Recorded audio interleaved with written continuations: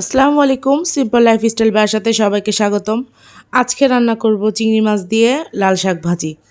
প্রথমে আমি একটি ফ্রাই প্যানে কিছু পেঁয়াজ দিয়ে সামান্য একটু ভেজে নিব। সামান্য একটু ভেজে তারপর আমি দিয়ে দিব এখানে চিংড়ি মাছ, কুচো কুচো চিংড়ি, মানে একদম দেশি ছোট চিংড়ি যেগুলো থাকে সেগুলো। কিছু চিংড়ি দিয়ে দিব একটু সামান্য লবণটা দিয়ে আমি ভালো মতো চিংড়ি মাছ এবং পেঁয়াজটাকে ভালো মতো লাল লাল করে ভেজে নিব। চিংড়ি মাছটা থেকে, কারণ কাঁচা চিংড়ি একটু গন্ধ লাগে, এই জন্য একটু লাল লাল করে ভেজে নিব।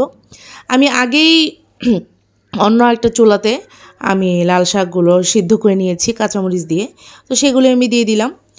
কারণ হচ্ছে মানে সিদ্ধটা দেখাতে গেলেও অনেক লং টাইম সময় লাগে, তো সিদ্ধ তো সবাই করতে পারেন, তো আমি শুধু কীভাবে ভাজি করব সেটাই আপনাদের সাথে শেয়ার করলাম।